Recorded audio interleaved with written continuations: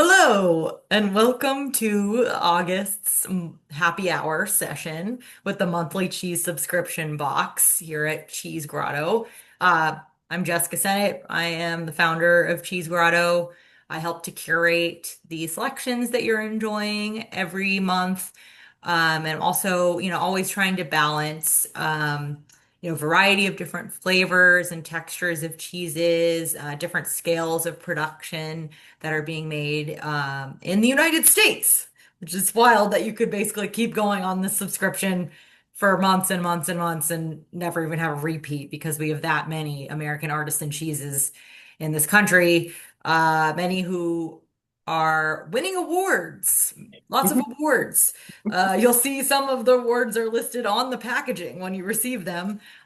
Carrie, who is here, she helps with Cheese Grotto's customer service and education. And she also just came from the American Cheese Society Conference, which is one of the main cheese award programs in the US. So yes, happy to have you here Thanks. as usual. I got to meet, a number of the makers of these cheeses again this year. So it was really kind of fun to touch base again with them. Yeah, yeah, maybe you met some of the ones in this box. I Yep. think you might have. So we can talk a little bit about that too, which will be cool. Um, so yeah, the theme of August's box is, well, August is a hot one. It's a hot month. And a lot of times people are outdoors if they can handle the heat. They're outdoors, they might be having picnics or hiking or out by their lake house if they're lucky. We're curating a selection of cheeses that just are very versatile and work great when, enjoying them at a picnic, cooking with them, making a sandwich with them. You'll see Carrie has a giant loaf of bread right in front of her. That didn't come, I have not yet figured out how to ship bread well. So that is why instead, the people who have the pairings got these really delicious kalamata olive crostinis, so you can make little mini sandos with that as well. Um, but yeah, so definitely, these are cheeses that are classics that you can just have in your repertoire.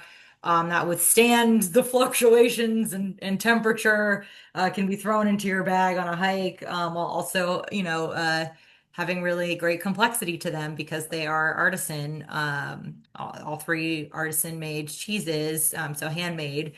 And yeah, definitely excited to get into them more. So yeah, just to do a little highlight of what we have.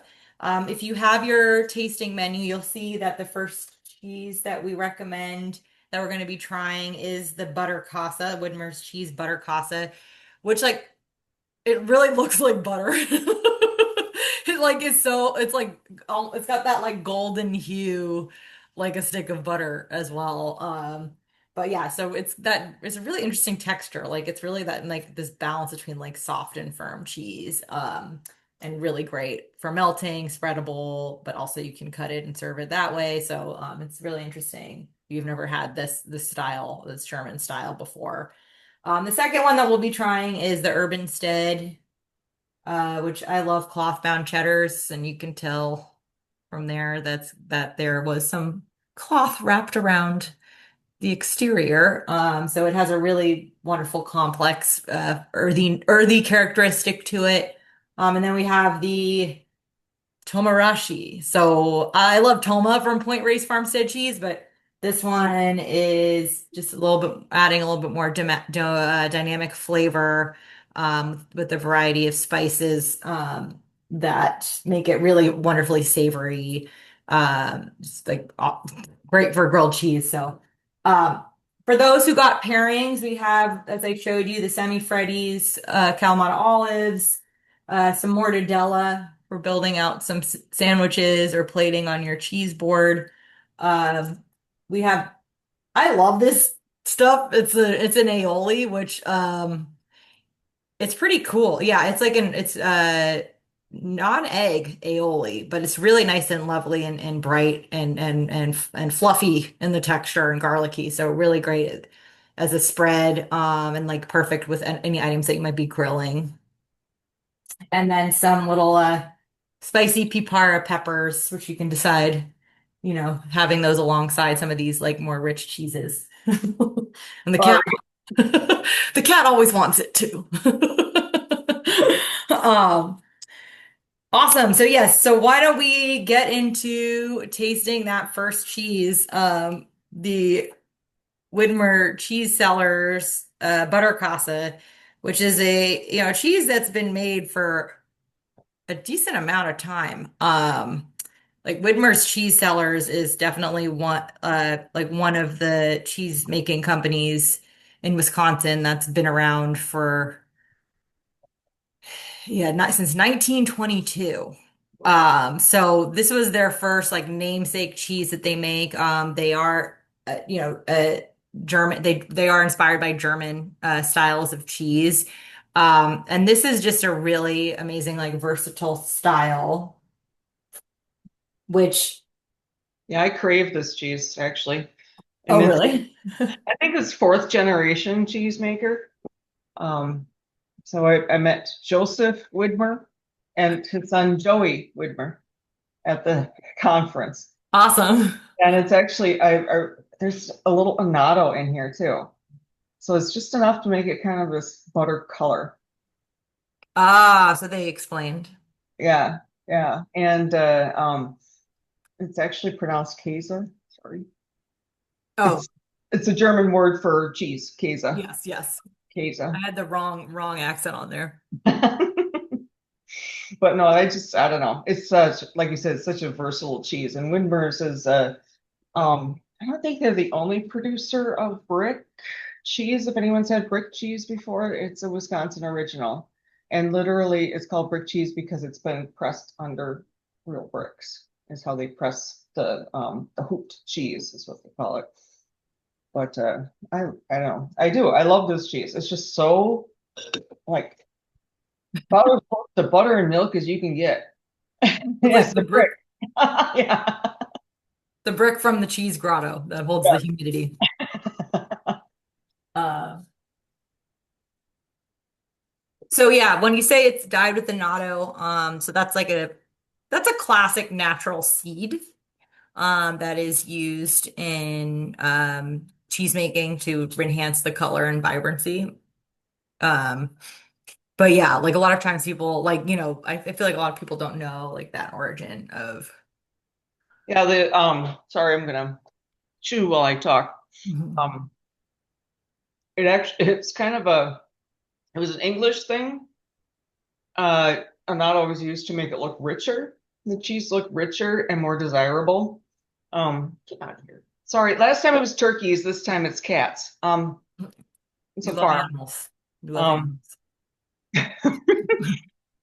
but they would use the annatto to make it look richer. But then, like in Wisconsin, they used it to, what we appreciate now about different cheeses is the natural change in color depending what the animal's been eating, um, the age of it, et cetera, et cetera.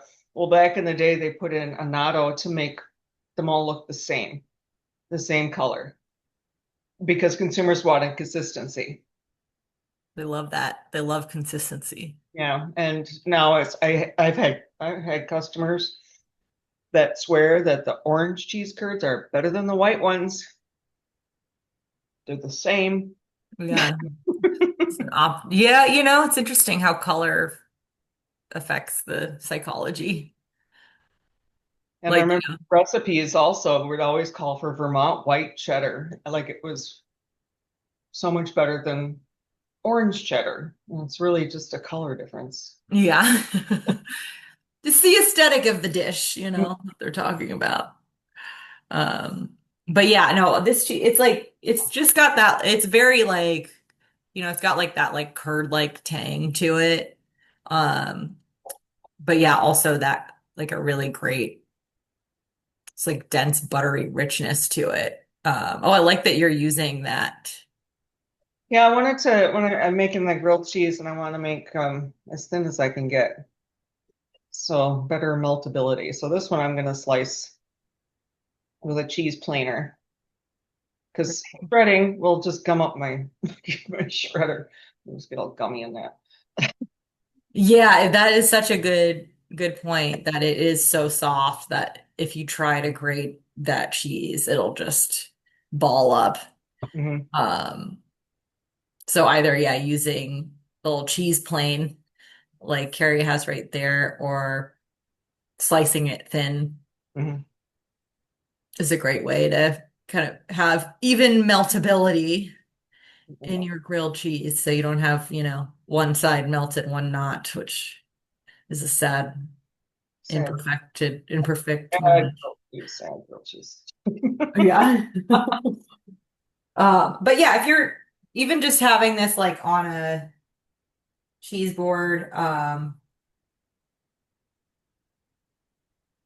I mean, this is such a pliable texture. I mean, you could have fun with it in terms of like the way that you cut it. I mean, definitely just like doing planks, is usually like just my go-to, for that. But yeah, definitely you could do like cubes. You could do even like fun cookie cutter things with it too, because it has that really nice soft texture. You would just, if you did something like that, like you want to do it. The only cookie cutters I have right now are of dog bone, so I feel like that might not be the right look for the board, unless you really love dogs. But if you had like little stars and different shapes, that could be really fun with this cheese too.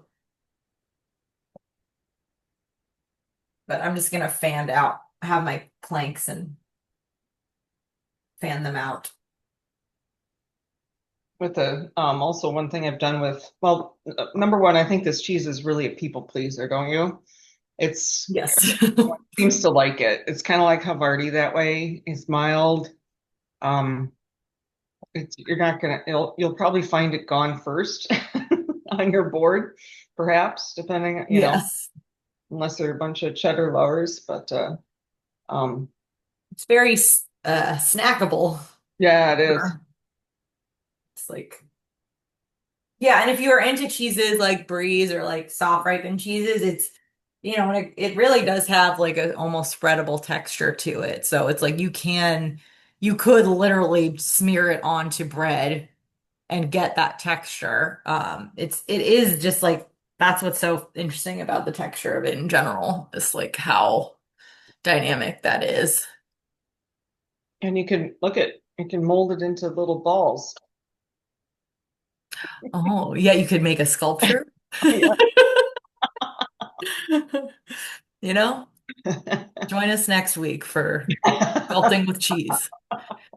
We won't be the first people who've done it. I'll tell you that. Sometimes, does American Cheese Society? I feel like I've seen something like that there before, like a They previous used to do one. the Festival of Cheese after the awards. Mm. Anyway, regardless, so basically when the producers send all this cheese, they send multiples of the same cheese. They'll send the full format. So like, if it comes in a 50-pound block, they send the full block. Yeah. So it's a lot of cheese that shows up. And so the Festival of Cheese is the size of a conference room. Um, Tables and tables and tables, and they have different teams, one from Whole Foods, one from Murray's, and different teams get to put these displays together. And basically, it's just a grazing fest. And it's really turns out beautifully because everyone showcases their talents as far as Yeah. it goes. And it's a great place to get ideas too. Totally. They don't do that anymore because that required shipping the cheese to the location of the conference, which has its own difficulties. So now they Yeah. the judging cheeses to the same location each year. So there's fewer Yeah. questions. The judging happens in May, is it? Or Now it's in June because of the goat cheese producers needed it a little bit later. Yeah. It's always the trick, right? Because when you're shipping cheese in the heat of summer, you don't want the cheese arriving that they're going to be judging that in a different state in which you intended. After you've put in all that hard work to get the flavor profile and texture you want. which I know like the conference is normally in July, which was like a big challenge for a lot of the cheesemakers to have their items shipped. Um, Maybe they could do the festival. All the judges can do it Yeah. together. It's a little preview Yeah, for that'd the be event cool. in July. That could be cool. Yeah, so now the cheeses, um, well, they go to a food shelf after they've been judged. So the same food bank here in the cities, Twin Cities. I'm in Minnesota. And yeah, we think ketchup is a little spicy. So I'm not sure if this will get these little peppers will get eaten or not. But um, so they ship them all to Minnesota, and a ton of cheese goes to a food bank, which is really really cool. I hope they have people to break it down, but portion it Yeah, up. yeah, that is nice. Getting some good quality food. Oh my gosh, yes. Yeah, my cup. Okay, cool. So yeah, why don't we get into the second cheese? Um, we're gonna talk about the street ched next, which yeah, this one has gotten some really nice award like recognition. It's a Urbanstead Cheese. Their company is based in Cincinnati, Ohio, and they are an urban creamery. So the name Street Ched makes sense you know, the pun makes sense on multiple levels for street cred, based off the fact that they make their cheese in an urban environment. They are quite small. They have a brewery and cheese shop, and then they produce their cheeses on site.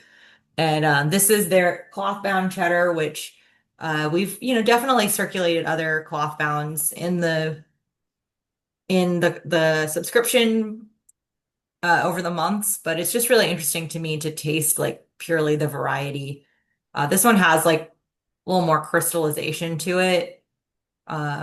It's yeah, definitely a little bit more of an earthy caramel-like quality to it that's coming through too than some of the like we try, you if you've been in our subscription, sometimes we'll have a Deer Creek cheese in there, which is a cloth bound cheddar.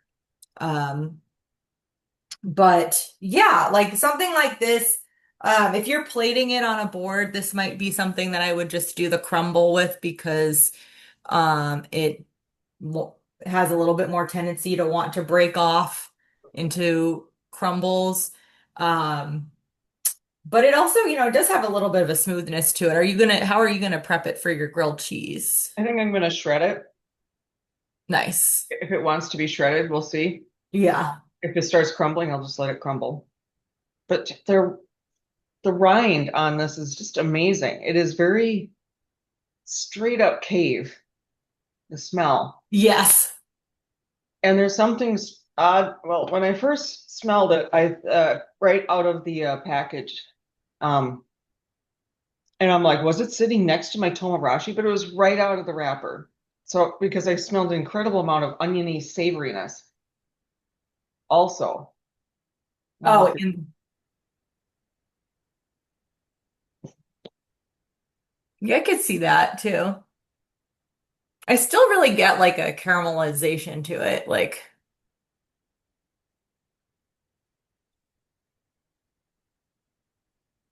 maybe maybe caramelized onion. maybe it's caramelized onion. I try a little taste. Um,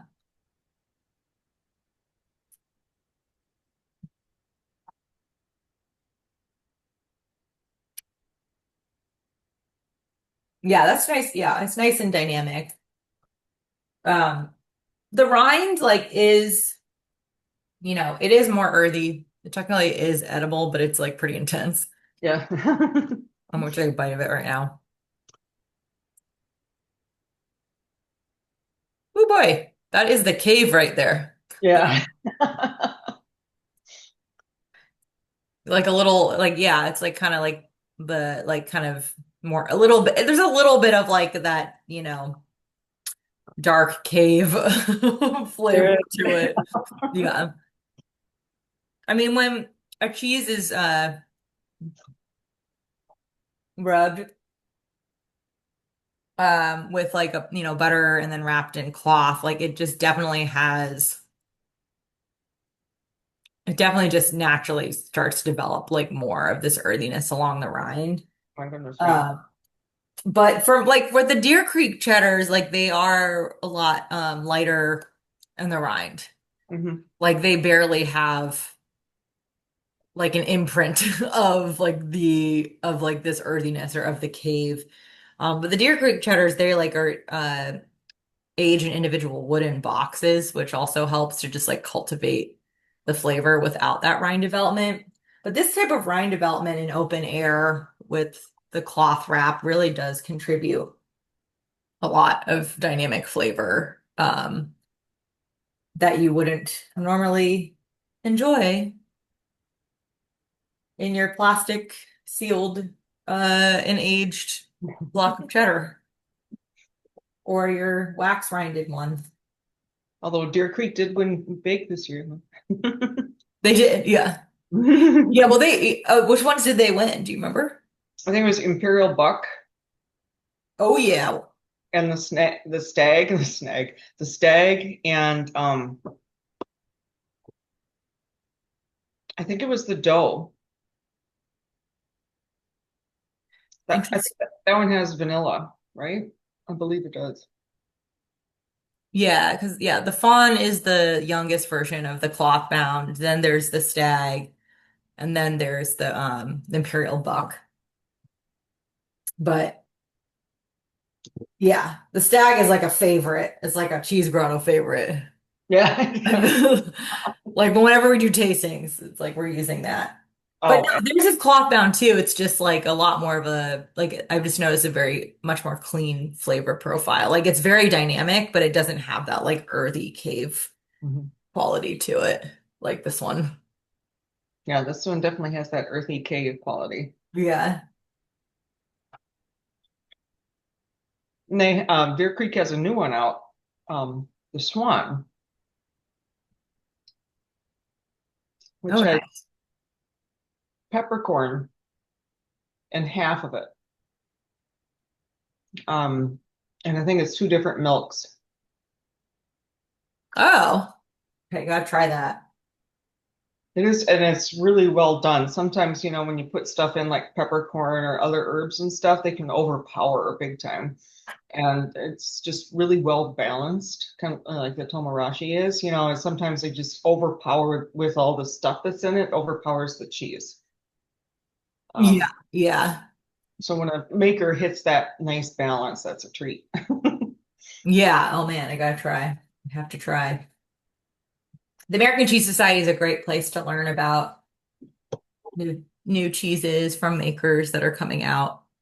You get a chance to try them at we have a Meet the Makers subscription, which is a quarterly subscription. They have a Meet the Maker event where it's just like a room with all of the cheese makers that participated in the conference at once. So that's a cool way to get in touch with cheese makers and try new cheeses that they're working on.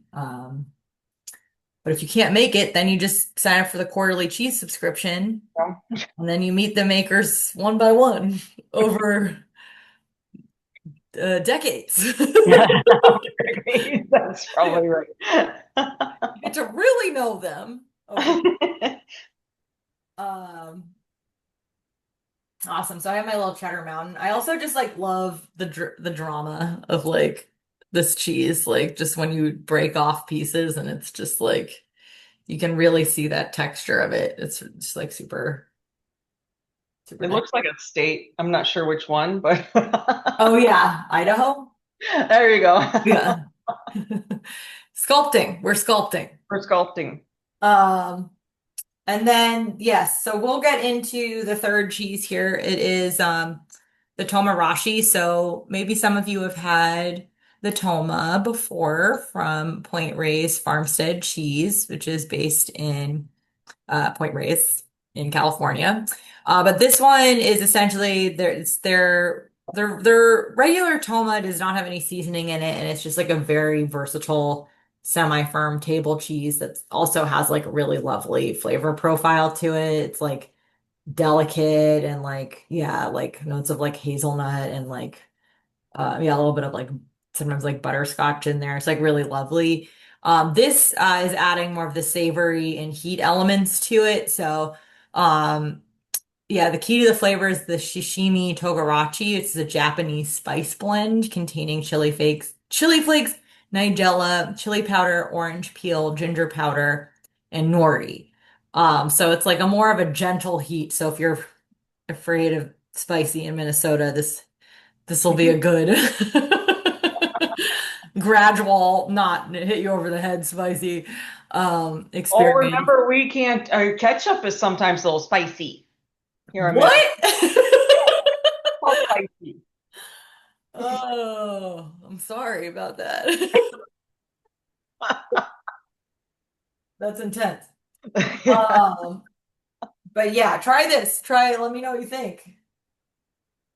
Hopefully it's not overwhelming. No, I've had it before. They also have Toma truffle and Yeah. Toma, oh, there's herbs de Provence. Yes. Yes, tomato Provence.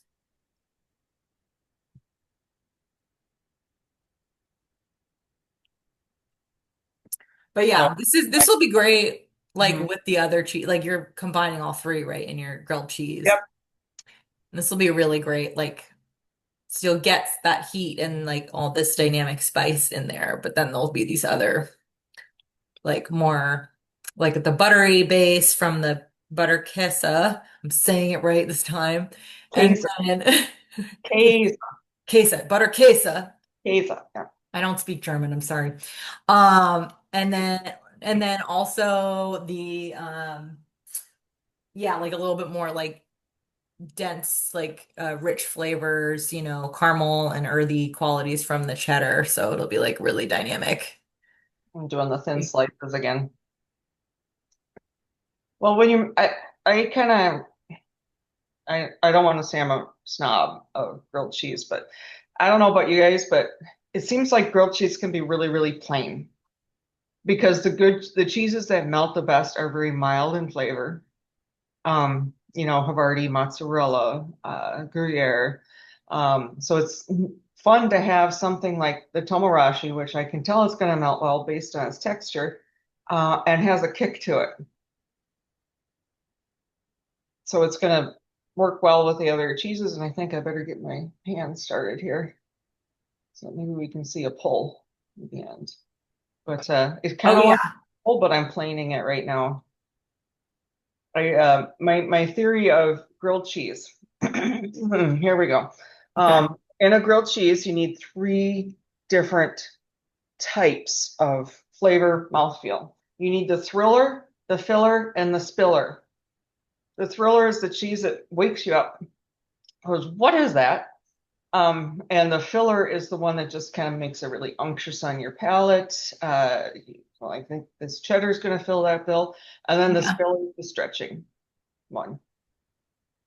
Okay, wait, say it one more time. The three. The thriller, the filler, and the spiller. Wow. Okay, I never, this is perfect. It is. It is. It's perfect grilled cheese combo. Yeah, that's amazing. So Did we'll you see. make that up? I stole it Oh yeah. here in the cities here, the Twin Cities. We had a garden guy on the morning shows. And his that was his theory for when you plant your flower pots outside. You need the thriller, which is the spiky thing that stands up. You need the filler, which are the flowers that kind of go like this, and then the spiller, the cascading one down the side. Wow. Okay. So So I it stole it. applies. We should try applying this to literally everything now. It would be interesting. So I stole it. I just reapplied it to grilled cheese versus plants. Yeah.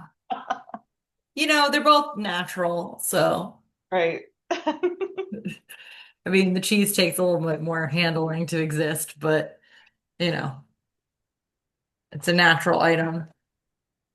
Okay, cool. I'm gonna also open up my mortadella and like plate that. So I'm I just, making more of a snack board because I'm gonna use the crostini. yeah, those crostini, I really like those little guys. Well, for one, they don't kill your mouth. Some of them can be so hard, you swear you're gonna cut your lip on Yeah, it's hard to find that balance because them. you don't want it to be a crouton. Right. And it's semi Freddy's. That's cute. I like that name. Yes. So I'm putting some mustard on the inside of my sandwich. Amazing.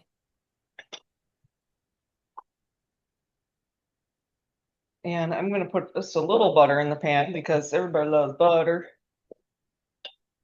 But what I'm going to use on the outside is the garlic aioli. Yeah, people have been talking about how you use mayo on the outside of grilled cheese and how that creates that superior crispy crunch. I feel like that got popularized like a couple of years ago. It does seem like it, but it's absolutely 100% makes sense. Yeah. So actually, I'm going to start by putting, oh, let's see. I'm going to do it, I'm going to build it all here. Sometimes I build it right into the pan. Um, Actually, maybe I will do that. Bring the pan over here. Yes, direct action. Although, yeah, be careful. And put some of the aioli on the outside of one of the slices, and then put that aioli side down into the pan. Well, it wouldn't be a show if I didn't burn myself or cut myself. So, Yeah, you do like that part of the show. and then, and then I use the cheese that's gonna need the most heat to melt. So I'm gonna put cheddar down first. Okay, that's really smart. It seems like it might take just a little bit more heat to melt. And then I'm going to put the butterkäse in the middle because that's going to take a little less heat. I have a question for you, Jessica. And everybody else here, do you like the burned cheese Oh, crisp? You know when it spills? oh, of course. I hate it. You don't like it. You Oh, I don't like don't. that. You want it like, oh my God, you're just like you were like aim for perfection and nothing else. No, I share. My husband likes it. So he eats the burned stuff out from the pan, and I eat the rest of it. I tell him to get his own sandwich. And then the TomaRashi, because then it makes it easier to put this lid on and then put the final coat of the Yeah. aioli on and squish it. And then we're gonna wait. Hopefully, bring it up low and slow. I usually start like on medium. You can always raise the heat.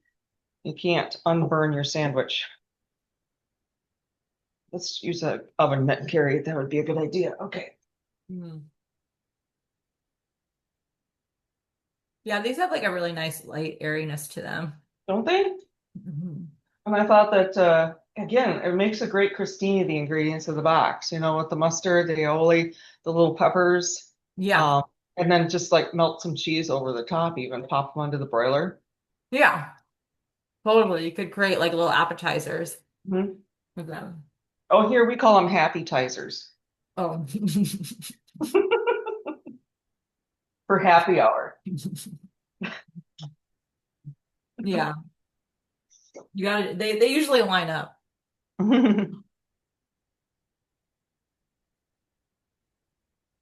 Okay, I'm going in for the pepper. Okay, good luck. Mhm. You're gonna put that on the side, right? Yep, I'm going to taste it though. This is where the real drama happens. Well, they weren't lying on the jar. They're sweet,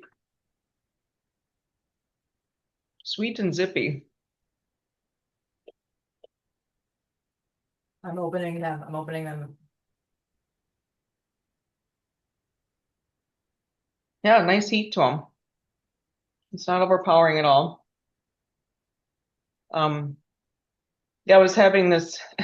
A lot of people from a lot around the country in the Americas come together at the American Cheese Society, and we were filling out a form, one of the R&Ds, which is really kind of cool. People go around the room and taste different things, and then give the cheesemaker a feedback.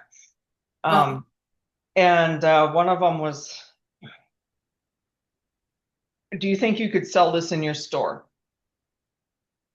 And that also, "Do you like it?" And it's like, I'm not keen on this, but I know it will sell. yeah, And they're not all so always the same. right, like there was one with some chili peppers in it, and it's like I'm not big on chili peppers and stuff like that in my cheeses unless it's really well balanced. But I know it will sell. All of these mild-mouthed Minnesotans buy the hot cheeses. Yeah, what is it? I don't know. It's like walk the walk or walk the talk, dude. Like they won't eat spice in anything else except for cheese. Right. Then I think it's a kind of a muscle thing. Oh, I got the hot one with the ghost peppers in it. Yeah. Yeah, I know. I think it's yeah, it's just like maybe sorry, I'm like not even on the screen anymore. Maybe it's just like a novelty thing too, where it's like this is the most memorable like thing I could get that's like unlike anything else I've ever had. Yeah, yeah. And the same here. Well, in Wisconsin, they have lots of serious numbers on the aged cheeses because they're aged in cold storage. They're basically aged in refrigerators versus a cave Uh, temperatures, and so they can get 20-year-old cheddar. And it's not a rock because it's been aged differently. And I find people go for those numbers too. And we actually did a vertical tasting of a 5, a 7, and a 15-year-old cheddar from the same producer. And everybody liked the 7 much better than anything else. By the 15, it was starting to lose its flavor a bit. It was the right balance of texture and taste at the 7 year. yeah, I mean that's it, right? I mean, I think that's like, but I think that the gateway into cheese for a lot of Americans are these kind of novelty experiences because it's like if you haven't really had like different types of cheeses before, it's like a really easy way to be like, I went to the maker and I bought the oldest thing, like it's like or like I got the spiciest thing, or it's a very like definitive description. Whereas I feel like a lot of these cheeses that don't have that are a little more nuanced and like require maybe an understanding of variety in a way that like most people don't are still learning. Right. I My think. theory on it. Um, Hmm, let's try wine down there. Okay. Okay, my grilled cheese got a little too dark. Okay. oh Too no, we quick. were talking too much about Okay, I'm gonna turn these off and put a lid on you. we're talking too much about the American palate. No. I know. Well, also, I think with cheese, you can uh because what I mean, it's milk, which is balanced. It's milk and fat balanced with heat, and that's exactly like buffalo wings. You put blue cheese with it, right? Yeah, Because it cancels out the heat of it. totally, totally. So yeah, people have like some kind of they're working off of some like some previous culinary experience. Yeah. How do you feel about cheeses with inclusions? I mean, we've been trying them. I think like might have talked about that a little bit with the lavender La La di La lavender cheddar that we had. Mhm. um in the June box, or was that maybe that was the July box. It was July. Yep. Oh, okay, thank you. Yeah, so I've been talking to people or like talking about that. I mean, it is one of those things that when you're first a cheesemonger, you kind of go like the complete opposite direction, I feel like, as most, like, the quote unquote American, like what's accessible for American palate.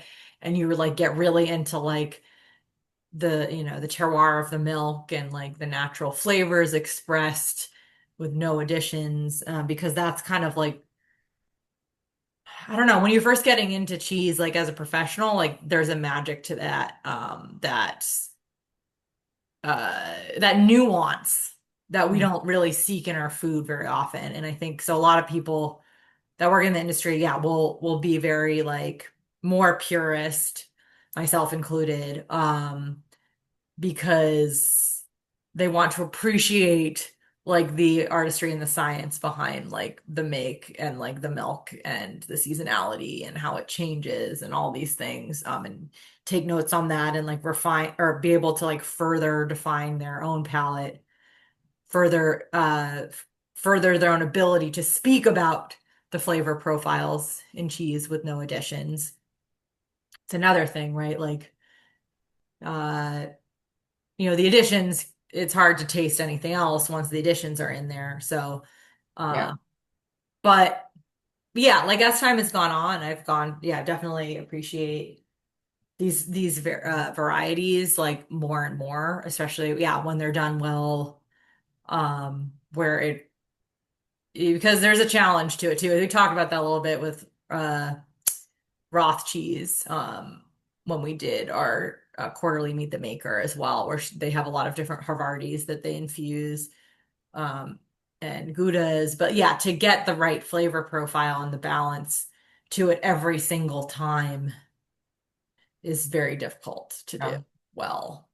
So there is an art and a craftsmanship to that. So we do have the option in our monthly to not like include any flavored cheese. So if you're really averse to it, but I mean, I find once you start doing the subscription, you'll just certain things you thought you didn't like will change. That's the whole goal, at least of the subscription, that you expand your palate. So I always encourage people, like, I mean, if you really hate the flavor, then mark it as don't have them included. But if you have a little bit more of you want to expand your palate, like I always say, just include all cheese types. Like we try to mix them up enough so it's not like you just have the same type over and over again. So then you get to expand your palate. So um yeah, that's my long answer about that. But So I hopefully think the grilled cheese isn't burned after I just said that for too long. I, I turned it off. Okay, cool. It's just hanging right now, hopefully melting nicely. Um, Nice. the I don't know about anybody else, but on the outside of the TomaRashi, there's the paracoat, I think is what this is. So Uh-huh. they paint it. Oh, that looks really nice and nummy. Yeah, it's like a little snack Yeah. board. Well, cheddar likes mustard and pickles. Think sandwich, when you do pairings. But this paracoat, you can peel it off, and it stretches. Yeah. Anyone has a thing about peeling and picking at things, you have fun. It's actually essentially it's painted on, I believe. It's not going to hurt you. It'll get stuck in your teeth though. I think it's Oh, yeah, yeah. Yeah, that's a polyvinyl good acetate tip. is essentially Elmer's glue. Yeah, and that's another thing with rinds where it's like hard to know, like what you can eat or not. I mean, put it in your mouth, you kind of find out real quick. But that's kind of my I know that's maybe a more general way to talk about it, but I do find that is that these are all food safe items. So, but no, most of them it's like natural. Like the one that's a cloth bound cheddar. There's no cloth on it anymore. We do have a lot of like Tome and Alpine styles that we carry, but then yeah, you do have this style like the Toma, which has like the pericoat as a which peels off there, as Carrie was saying, and that helps with the aging process and like preserving the exterior, but don't want to eat that or wax Mhm. or plastic, but you can kind of tell when there's plastic on there. So Yeah, but even there's a lot of consumer protection, lots of different ways. Um, Even the printings on some labels of different foods is an edible ink. yeah, Oh, so go to town is what no. yeah, after. If you're really hungry, Yeah. um, but yeah. So let's see how you're. It's nice and melty. Let me grab a plate. I'm gonna just Yeah. that for a second. Hmm.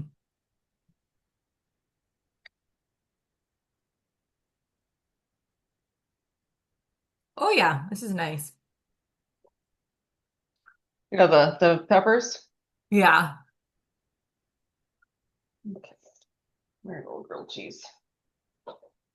It's fun to pair like different types of pickles with Mm, cheeses too. there's a little bit dark, Mr. Grilled Cheese, but Oh, wow. Look at that though. I'll still eat it. Yeah. But you're not gonna eat the caramelized bits. I know I'm weird that way, I guess. Looks like lots of good things came out of it. Oozing like crazy. So these are some seriously beautifully melty cheeses. It's hot. Mm. Wow. Oh, here it goes. I'm guessing that's the butterkäse. But the nice little bit of kick from the TomaRashi and the mustard. I mean, Yay. There's nothing like grilled cheese. Mhm. Sometimes I feel like people get a little like they will only want cheeses like artisan cheeses on a cheese board, but I'm like, but you can make the best grilled cheese of your life also. Yeah, You that's can for sure. also, I mean, how much of it, the cheese did that take, do you think? Like maybe like a Very third? little, really. Um, Yeah. I mean, this is what's the chunk of TomaRashi left. Oh, yeah. And well, I try and encourage people to not, I mean, it's quite often you get down to that little last little nub of a cheese and somehow it winds up in the garbage. It's like, no, just put it in a grilled cheese, put it in your mac and cheese. So this is what's left of the butterkäse There's a lot of that left. and the street chug. But there's a big pile of shredded here Oh also. yeah, yeah. So yeah, and there's like that is the thing. It's like a little when you have like nice rich cheeses with like great texture, like it doesn't take you don't have to pile it in too much, and it like I don't know, you could make a lot of grilled cheeses Yes, you can. with those. So or you can, make a little snack plate like what I did. We didn't do crostinis today, but that's a great idea too, like using these crostinis and putting all the toppings and plating them. So I'm gonna do that later. Yeah, I like how savory they are. Yeah, it's fun sometimes. Like I feel like it's pretty easy to lean on like sweet pairings with cheese in general. So I wanted to do a more savory box and just like kind of more lean into those flavors. But it's nice to have a little bit of a pickle or like a brined item because that cuts through some of like the rich and like savory qualities of like the rest of what's in the box. The mustard too, which the mustard is a bonus item, but you got it. And you're gonna use it. So No, it does seem like we save, the expensive cheeses for some sort of special occasion. Well, breakfast is a special occasion. Um, and and lunch is a special occasion, and grilled cheese for your kids is a special occasion. And actually, we're coming into back to school. no, I know. Don't trigger anyone. We're not there quite yet. I am surprised to hear that it's like actually isn't it like middle end of August for a lot of people? Sometimes, yeah, it depends on the district. Around here, they wait until usually it starts after Labor Day, and mostly that was because kids, college, whomever had summer jobs and they wanted them around for Labor Day to work. So Yeah, school after. that's about right. It seems like it should start in September. I don't know. This whole yeah, like starting in August thing is like that is too short. That is too short of a summer. It is, yeah. And we haven't had them in a long time, but snow days, remember those? Oh, I know. Pff, I grew up in San Francisco, so no. It No. like snowed like like barely once, and I was like skipping in glee. It was just like immediately melted. It's like, oh my God. I remember. I think I was probably like, 9 or 10. And then not very frequent does it snow there. No, no, that's true. But we used to have, and then they tacked those days on to the end of the school year. Um, and so a lot of times we didn't get out till June, mid-June. Yeah, That's totally. not fun, but snow days were. Wow. That's insane, actually. Yeah, Like things that it has really changed. The weather really has changed. yeah, totally, Like 100%. if it's my Lord, yeah, it's crazy. It's crazy. Anyway, cool. Well, I hope everyone enjoys their August spread. Um, and feel free to make something fun, take some photos, tag us on Instagram, all the goodness. And yeah, hopefully we will see you. We're doing this every first Friday of every month. And we send out a link in the order delivery email to the live Zoom.